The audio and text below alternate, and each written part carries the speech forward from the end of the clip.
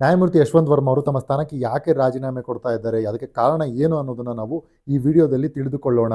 ಮೊದಲನೇದಾಗಿ ಯಶವಂತ್ ವರ್ಮ ಅವರು ದೆಹಲಿ ಹೈಕೋರ್ಟ್ನಲ್ಲಿ ನ್ಯಾಯಮೂರ್ತಿಯಾಗಿ ಕೆಲಸ ಮಾಡಬೇಕಾದ್ರೆ ತಮ್ಮ ಮನೆಯಲ್ಲಿ ಮಾರ್ಚ್ 14ರಂದು 2025ರಲ್ಲಿ ಫೈರ್ ಆಕ್ಸಿಡೆಂಟ್ ಆಗಿರುತ್ತೆ, ಬೆಂಕಿ ಬಿದ್ದಿರುತ್ತೆ. ಬೆಂಕಿ ಬಿದ್ದಾಗ ಅಗ್ನಿಶಾಮಕ ದಳದವರು ಆ ಬೆಂಕಿ ನಂದಿಸುವ ಸಮಯದಲ್ಲಿ ತಮ್ಮ ಮನೆಯಲ್ಲಿ ಒಂದು ರೂಮ್ನಲ್ಲಿ ಸುಟ್ಟು ಕರಕಲಾದ ಅಪಾರ ಪ್ರಮಾಣದ ನೋಟಿನ ಕಂತೆಗಳು ಪತ್ತೆ ಹಚ್ಚಿರ್ತಾರೆ. ಆದರೆ ಅದರ ಬಗ್ಗೆ ಇನ್ವೆಸ್ಟಿಗೇಟ್ ಮಾಡೋದಕ್ಕೆ ಯಾವುದೇ FIR ದಾಖಲಾಗಿರಲ್ಲ. ಹಾಗಾಗಿ ನಮಗೆ ನಿಖರವಾದ ಅಮೌಂಟ್ ಗೊತ್ತಿಲ್ಲ, ಎಷ್ಟು ದುಡ್ಡು ಸುಟ್ಟು ಕರಕಲಾಗಿತ್ತು ಅವ್ರ ಮನೆಯಲ್ಲಿ ಅನ್ನೋದು ಇದುವರೆಗೂ ಕೂಡ ಯಾರಿಗೂ ಗೊತ್ತಿಲ್ಲ. ಯಾಕಂದರೆ ಅದ್ರ ಬಗ್ಗೆ FIR ದಾಖಲಾಗಿಲ್ಲ, ಇನ್ವೆಸ್ಟಿಗೇಷನ್ ನಡೆದಿಲ್ಲ. ಇದಾದ ನಂತರ ಸುಪ್ರೀಂ ಕೋರ್ಟ್ ಈ ಒಂದು ಘಟನೆಯಲ್ಲಿ ಮಧ್ಯಪ್ರವೇಶ ಮಾಡಿ ಒಂದು ಇಂಟರ್ನಲ್ ಕಮಿಟಿಯನ್ನು ರಚನೆ ಮಾಡಿರುತ್ತೆ. ಈ ಯಶವಂತ್ ವರ್ಮಾ ಅವರ ಮನೆಯಲ್ಲಿ ಸಿಕ್ಕ ನೋಟುಗಳ ಬಗ್ಗೆ ವಿಚಾರಣೆ ನಡೆಸೋದಕ್ಕೆ, ಇನ್ವೆಸ್ಟಿಗೇಟ್ ಮಾಡೋದಕ್ಕೆ ಒಂದು ಸಮಿತಿಯನ್ನು ರಚನೆ ಮಾಡಿರುತ್ತೆ. ಈ ಸಮಿತಿಯ ಮುಂದೆ ಯಶವಂತ್ ವರ್ಮಾ ಅವರು ಅಪಿಯರ್ ಆಗಿ ಈ ದುಡ್ಡಿಗೂ ತಮಗೂ ಸಂಬಂಧ ಇಲ್ಲ, ಇದು ಯಾರೋ ತಮಗೆ ಆಗದವರು, ತಮ್ಮ ವೈರಿಗಳು ಇದನ್ನು ಮನೆಯಲ್ಲಿ ಪ್ಲ್ಯಾಂಟ್ ಮಾಡಿದ್ದಾರೆ, ತಮ್ಮ ಹೆಸರಿಗೆ ಮಸಿ ಬಳಿಯೋದಕ್ಕೆ, ತಮ್ಮ ತೇಜೋವಧೆ ಮಾಡೋದಕ್ಕೆ ಈ ಕೆಲಸವನ್ನು ಮಾಡಿದ್ದಾರೆ, ತಮಗೂ ತಮ್ಮ ಕುಟುಂಬದವ್ರಿಗೂ ಈ ದುಡ್ಡಿಗೂ ಯಾವುದೇ ಸಂಬಂಧ ಇಲ್ಲ ಅಂತ ತಮ್ಮ ವಾದವನ್ನು ಈ ಸಮಿತಿಯ ಮುಂದೆ ಇಟ್ಟಿರ್ತಾರೆ. ಆದರೆ ಸಮಿತಿ ಈ ಘಟನೆ ಬಗ್ಗೆ ವಿಚಾರಣೆ ನಡೆಸಿದಾಗ ಈ ಯಶವಂತ್ ವರ್ಮಾ ಅವರು ಹೇಳ್ತಾ ಇರೋ ಮಾಹಿತಿ ಸುಳ್ಳು, ಇದಕ್ಕೂ ಅವ್ರಿಗೂ ಸಂಬಂಧ ಇರೋದು ಸಾಬೀತಾಗಿದೆ, ಅವರು ಭ್ರಷ್ಟಾಚಾರದಲ್ಲಿ ತೊಡಗಿರೋದು ಸಾಬೀತಾಗಿದೆ ಅಂತ ಭಾರತದ ಮುಖ್ಯ ನ್ಯಾಯಮೂರ್ತಿಯಾಗಿರೋ CJI ಸಂಜೀವ್ ಖನ್ನಾ ಅವ್ರಿಗೆ ತಮ್ಮ ವರದಿಯನ್ನು ಕೊಟ್ಟಿರುತ್ತೆ. ಈ ವರದಿಯನ್ನು ರಿಸೀವ್ ಮಾಡಿದ ನಂತರ CJI ಸಂಜೀವ್ ಖನ್ನಾ ಅವರು ನ್ಯಾಯಮೂರ್ತಿ ಯಶವಂತ್ ವರ್ಮಾ ಅವ್ರಿಗೆ ತಮ್ಮ ಸ್ಥಾನಕ್ಕೆ ರಾಜೀನಾಮೆ ಕೊಡಬೇಕು ಅಂತ ಸಲಹೆ ಕೊಟ್ಟಿರ್ತಾರೆ, ರಾಜೀನಾಮೆ ಕೊಡಿ ಅಂತ ಸಲಹೆ ಕೊಟ್ಟಿರ್ತಾರೆ. ಆದರೆ ಯಶವಂತ್ ವರ್ಮಾ ಅವರು ಆ ಸಲಹೆಯನ್ನು, CJI ಸಂಜೀವ್ ಖನ್ನಾ ಅವರು ಕೊಟ್ಟ ಸಲಹೆಯನ್ನು ತಿರಸ್ಕಾರ ಮಾಡಿರ್ತಾರೆ. ಅದಾದ ನಂತರ ಸಂಜೀವ್ ಖನ್ನಾ ಅವರು ಬೇರೆ ವಿಧಿ ಇಲ್ಲದೆ CJI ಭಾರತದ ರಾಷ್ಟ್ರಪತಿಯವರಿಗೆ ಪತ್ರ ಬರೆದು ಈ ರೀತಿ ಯಶವಂತ್ ವರ್ಮಾ ಅವ್ರನ್ನ ತಮ್ಮ ಸ್ಥಾನದಿಂದ ಪದಚ್ಯುತಿಗೊಳಿಸೋ ಪ್ರಕ್ರಿಯೆಗೆ ಚಾಲನೆ ಕೊಡಬೇಕು ಅಂತ ಪತ್ರದಲ್ಲಿ ವಿನಂತಿ ಮಾಡ್ಕೊಂಡಿರ್ತಾರೆ.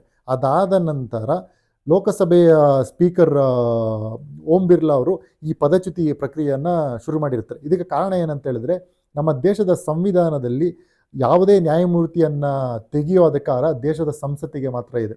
ಸೊ ನ್ಯಾಯಮೂರ್ತಿಗಳನ್ನು ಅಪಾಯಿಂಟ್ ಮಾಡೋ ಅಧಿಕಾರ ಸುಪ್ರೀಂ ಕೋರ್ಟ್ಗೆ ಮತ್ತು ಕೇಂದ್ರ ಸರ್ಕಾರಕ್ಕೆ ಇದೆ. ಆದರೆ ಅವರನ್ನು ತೆಗೆದುಹಾಕುವ ಅಧಿಕಾರ ಪದಚ್ಯುತಿ ಪ್ರಕ್ರಿಯೆ ಮೂಲಕ ಸಂಸತ್ತಿಗೆ ಸಂವಿಧಾನ ಕೊಟ್ಟಿದೆ.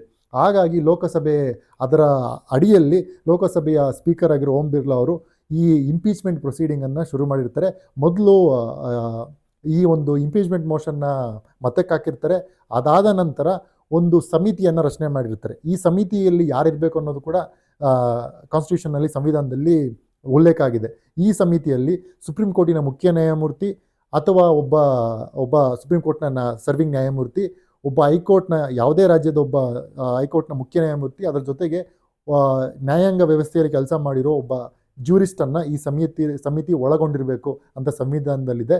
ಅದರ ಪ್ರಕಾರ ಲೋಕಸಭೆ ಸ್ಪೀಕರ್ ಓಂ ಬಿರ್ಲಾ ಅವರು ಈ ಸಮಿತಿ ವಿಚಾರಣೆ ನಡೆಸಿ ಅದರ ತನಿಖೆಯನ್ನು, ಆ ಸಮಿತಿ ಈ ಒಂದು ಆರೋಪದ ಬಗ್ಗೆ, ಯಶವಂತ್ ವರ್ಮಾ ಅವ್ರ ಮೇಲಿರೋ ಭ್ರಷ್ಟಾಚಾರದ ಆರೋಪವನ್ನು ತನಿಖೆ ಮಾಡ್ತಾ ಇರುತ್ತೆ. ಸೊ ತನಿಖೆ ಆದ ನಂತರ ಅದನ್ನು ಮತ್ತೆ ಸಂಸತ್ನಲ್ಲಿ ಮತಕ್ಕೆ ಹಾಕ್ಬಿಟ್ಟು, ಅದಾದ ನಂತರ ರಾಜ್ಯಸಭೆಯಲ್ಲಿ ಕೂಡ ಅದನ್ನು ಮತಕ್ಕೆ ಹಾಕ್ಬಿಟ್ಟು, ಅದಾದ ನಂತರ ರಾಷ್ಟ್ರಪತಿಯವರು ಆ ಒಂದು ಇದಕ್ಕೆ ಅಂಕಿತ ಹಾಕಿದ ನಂತರ, ಆ ಒಂದು ಮಸೂದೆಗೆ ಅಂಕಿತ ಹಾಕಿದ ನಂತರ ಈ ನ್ಯಾಯಮೂರ್ತಿ ತಮ್ಮ ಸ್ಥಾನದಿಂದ ವಜಾಗೊಳ್ತಾ ಇರ್ತಾರೆ, ಅವರು ತಮ್ಮ ಸ್ಥಾನದಿಂದ ಕೆಳಗಿಳಿಬೇಕಾಗಿರುತ್ತೆ. ಆದರೆ ಈಗ ಯಶವಂತ್ ವರ್ಮಾ ಅವರು ಈ ಲೋಕಸಭೆ ಸ್ಪೀಕರ್ ಈ ಒಂದು ಪ್ರಕ್ರಿಯೆ ನಡೆಸಬೇಕಾದ್ರೆ ಸುಪ್ರೀಂ ಕೋರ್ಟ್ನ ಅಪ್ರೋಚ್ ಆಗಿ ಈ ಲೋಕಸಭಾ ಸ್ಪೀಕರ್ ತೆಗೆದುಕೊಂಡಿರೋ ನಿರ್ಧಾರವನ್ನು ಮತ್ತು ಈ ಸಮಿತಿಯ ರಚನೆಯನ್ನು ಎರಡನ್ನೂ ಕೂಡ ನಿಲ್ಲಿಸಬೇಕು ಅಂತ ವಿನಂತಿ ಮಾಡ್ಕೊಂಡಿರ್ತಾರೆ ಸುಪ್ರೀಂ ಕೋರ್ಟ್ನಲ್ಲಿ. ಆದರೆ ಸುಪ್ರೀಂ ಕೋರ್ಟ್ ಈ ವರ್ಷದ ಜನವರಿ ತಿಂಗಳಲ್ಲಿ ಇವರ ಜಸ್ಟಿಸ್ ಯಶವಂತ್ ವರ್ಮಾ ಅವರ ಒಂದು ಅರ್ಜಿಯನ್ನು ವಜಾ ಮಾಡಿರುತ್ತೆ. ಸೊ ಹಾಗಾಗಿ ಈ ಒಂದು ಪದಚ್ಯುತಿ ಪ್ರಕ್ರಿಯೆಯನ್ನು ತಡಿಬೇಕಾದ್ರೆ ಯಶವಂತ್ ವರ್ಮಾ ಅವರ ಮುಂದೆ ಇರೋ ಒಂದೇ ಒಂದು ಆಯ್ಕೆ ಅಂತ ಹೇಳಿದ್ರೆ ಅದು ರಾಷ್ಟ್ರಪತಿಯವರಿಗೆ ಪತ್ರ ಬರೆಯುವ ಮೂಲಕ ರಾಜೀನಾಮೆ ಸಲ್ಲಿಸೋದು. ಸೊ ಹಾಗಾಗಿ ಆ ಆಯ್ಕೆಯನ್ನು ಅವರು ಚೂಸ್ ಮಾಡ್ಕೊಂಡಿದ್ದಾರೆ. ಜಸ್ಟಿಸ್ ಯಶವಂತ್ ವರ್ಮಾ ಅವರು ಯಾಕೆ ಈ ಪ್ರಕ್ರಿಯೆ ಮಧ್ಯೆ ಅವರು ತಮ್ಮ ರಾಜೀನಾಮೆಯನ್ನು ಸಲ್ಲಿಸಿದ್ದಾರೆ ಅಂತ ನೋಡೋದಾದರೆ, ಈ ಸುಪ್ರೀಂ ಕೋರ್ಟಲ್ಲಿ ಅವರು ಏನು ಸ್ಪೀಕರ್ ನಿರ್ಧಾರವನ್ನು, ಸಮಿತಿಯ ರಚನೆ ಮಾಡೋ ಸಿಂಧುತ್ವವನ್ನು ಏನು ಪ್ರಶ್ನೆ ಮಾಡಿರ್ತಾರೆ, ಅದು ವಜಾ ಆದ ನಂತರ ಅವ್ರಿಗೆ ಬೇರೆ ಯಾವುದೇ ದಾರಿ ಕಾನೂನಿನ ಪ್ರಕಾರ ಅವ್ರಿಗೆಲ್ಲ ದಾರಿಗಳು ಕೂಡ ಮುಚ್ಕೊಂಡಿರ್ತದೆ.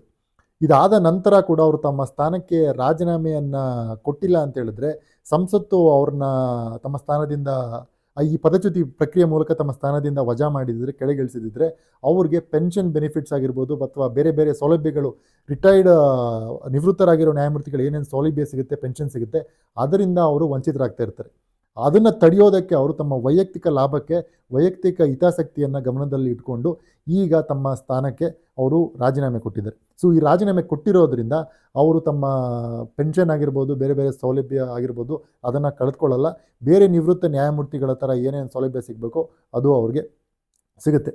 ಸೊ ಈಗ ಸರ್ಕಾರದ ಮುಂದೆ ಏನು ಆಯ್ಕೆಗಳು ಇದೆ ಅಂತ ನೋಡೋದಾದರೆ, ಸರ್ಕಾರ ಇವರ ಮೇಲೆ ಕ್ರಿಮಿನಲ್, ಈಗ ತಮ್ಮ ಸ್ಥಾನದಿಂದ ತಮ್ಮ ಸ್ಥಾನಕ್ಕೆ ಅವರು ರಾಜೀನಾಮೆ ಕೊಟ್ಟಿರೋದ್ರಿಂದ ಅವರ ವಿರುದ್ಧ ಕ್ರಿಮಿನಲ್ ವಿಚಾರಣೆ ನಡೆಸೋ ಒಂದು ಹಕ್ಕು ಸರ್ಕಾರಕ್ಕಿದೆ, ಕ್ರಿಮಿನಲ್ ಇನ್ವೆಸ್ಟಿಗೇಷನ್ ನಡೆಸೋ ಒಂದು ಹಕ್ಕು ಸರ್ಕಾರಕ್ಕಿದೆ. ಆದರೆ ಸರ್ಕಾರ ಈ ರೀತಿ ಮಾಡೋ ಸಾಧ್ಯತೆ ತುಂಬ ಕಡಿಮೆ ಇದೆ.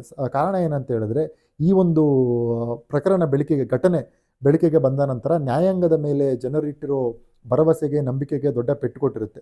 ನಂಬಿಕೆ, ಭರವಸೆ ಕಡಿಮೆ ಆಗಿರುತ್ತೆ.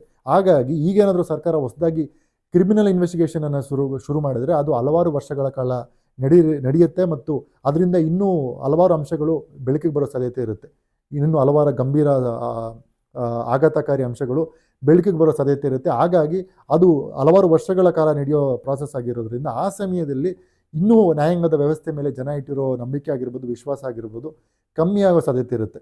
ಹಾಗಾಗಿ ಸರ್ಕಾರ ಅವ್ರ ವಿರುದ್ಧ ಕ್ರಿಮಿನಲ್ ಪ್ರೊಸೀಡಿಂಗ್ಸನ್ನು ಇನಿಷಿಯೇಟ್ ಮಾಡೋ ಸಾಧ್ಯತೆ ತುಂಬ ಕಡಿಮೆ ಇರುತ್ತೆ. ಸೊ ಇತಿಹಾಸ ನೋಡೋದಾದರೆ, ಹಿಂದೆ ಯಾರಾದರೂ ನ್ಯಾಯಮೂರ್ತಿಗಳು ಇದೇ ರೀತಿ ಪದಚ್ಯುತಿ ಪ್ರಕ್ರಿಯೆ ಮೂಲಕ ವಜಾಗೊಂಡಿದ್ರ, ತಮ್ಮ ಸ್ಥಾನವನ್ನು ಕಳೆದುಕೊಂಡಿದ್ರ ಅಂತ ನೋಡೋದಾದರೆ, ಹಿಂದೆ ಇಬ್ಬರು ನ್ಯಾಯಮೂರ್ತಿಗಳ ವಿರುದ್ಧ ಈ ಪ್ರಕ್ರಿಯೆ ಶುರು ಮಾಡಲಾಗಿರುತ್ತೆ. ಮೊದಲನೇದಾಗಿ ಸುಪ್ರೀಂ ಕೋರ್ಟ್ನಲ್ಲಿ ನ್ಯಾಯಮೂರ್ತಿಯಾಗಿದ್ದ ರಾಮಕುಮಾರ್ ಅವ್ರ ಮೇಲೆ ಈ ಪ್ರಕ್ರಿಯೆ ಶುರುವಾಗಿರುತ್ತೆ, ಪದಚ್ಯುತಿ ಪ್ರಕ್ರಿಯೆ ಶುರುವಾಗಿರುತ್ತೆ. ಆಗ ಅವರು ತಮ್ಮ ಸ್ಥಾನಕ್ಕೆ ರಾಜೀನಾಮೆ ಕೊಟ್ಟಿರ್ತಾರೆ. ಅದಾದ ನಂತರ ವೆಸ್ಟ್ ಬೆಂಗಾಲಲ್ಲಿ ಕೆಲಸ ಮಾಡ್ತಾ ಇದ್ದ ವೆಸ್ಟ್ ಬೆಂಗಾಲ್ ಹೈಕೋರ್ಟಲ್ಲಿ ಕೆಲಸ ಮಾಡ್ತಾ ಇದ್ದ ಒಬ್ಬ ನ್ಯಾಯಮೂರ್ತಿ ಸುಕುಮಾರ್ ಸೇನ್ ಅವ್ರ ವಿರುದ್ಧ ಕೂಡ ಪದಚ್ಯುತಿ ಪ್ರಕ್ರಿಯೆ ಸಂಸತ್ತು ಕೈಗೆತ್ತಿಕೊಂಡಿರುತ್ತೆ. ಆದರೆ ಅವರು ಕೂಡ ತಮ್ಮ ಸ್ಥಾನಕ್ಕೆ ರಾಜೀನಾಮೆನೇ ಕೊಟ್ಟಿರ್ತಾರೆ. ಇವರು ಯಾರ ವಿರುದ್ಧ ಕೂಡ ಅದಾದ ನಂತರ ಕ್ರಿಮಿನಲ್ ಪ್ರೊಸೀಡಿಂಗನ್ನು ಸರ್ಕಾರ ಮುಂದುವರಿಸಿಲ್ಲ. ಹಾಗಾಗಿ ಇವರ ಜಸ್ಟಿಸ್ ಅಲಹಾಬಾದ್ ಹೈಕೋರ್ಟ್ನ ಜಸ್ಟಿಸ್ ಆಗಿ ರಾಜೀನಾಮೆ ಕೊಟ್ಟ, ಅಲಹಾಬಾದ್ ಹೈಕೋರ್ಟಿನ ನ್ಯಾಯಮೂರ್ತಿ ಸ್ಥಾನಕ್ಕೆ ರಾಜೀನಾಮೆ ಕೊಟ್ಟಿರೋ ಯಶವಂತ್ ವರ್ಮಾ ಅವರ ವಿರುದ್ಧ ಕೂಡ ಕ್ರಿಮಿನಲ್ ಪ್ರೊಸೀಡಿಂಗ್ನ ಶುರು ಮಾಡೋ ಸಾಧ್ಯತೆ ಸರ್ಕಾರದ ಕಡೆಯಿಂದ ಕಡಿಮೆ ಇದೆ. ಅದರ ಜೊತೆಗೆ ಇವರ ವಿರುದ್ಧ ಈ ಆರೋಪ ಕೇಳಿ ಬಂದಾಗ, ಈ ಘಟನೆ ಬೆಳಕಿಗೆ ಬಂದಾಗ, ಸುಪ್ರೀಂ ಕೋರ್ಟ್ ತಕ್ಷಣ ಇವ್ರನ್ನ ದೆಹಲಿ ಹೈಕೋರ್ಟಿಂದ ಅಲಹಾಬಾದ್ ಹೈಕೋರ್ಟ್ಗೆ ವರ್ಗಾವಣೆ ಮಾಡಿರುತ್ತೆ, ಟ್ರಾನ್ಸ್ಫರ್ ಮಾಡಿದ ನಂತರ ಸುಪ್ರೀಂ ಕೋರ್ಟ್ ಅಲಹಾಬಾದ್ನ ಹೈಕೋರ್ಟಿನ ಚೀಫ್ ಜಸ್ಟಿಸ್ ಅವರಿಗೆ ಇವ್ರಿಗೆ ಯಾವುದೇ ಕಾರ್ಯಭಾರ ಕೊಡದಂತೆ, ಇವ್ರಿಗೆ ಯಾವುದೇ ಕೇಸಸ್ನ ಅಲಾಟ್ ಮಾಡದಂತೆ ತಡೆಯನ್ನು ಕೂಡ ಒಡ್ಡಿರುತ್ತೆ.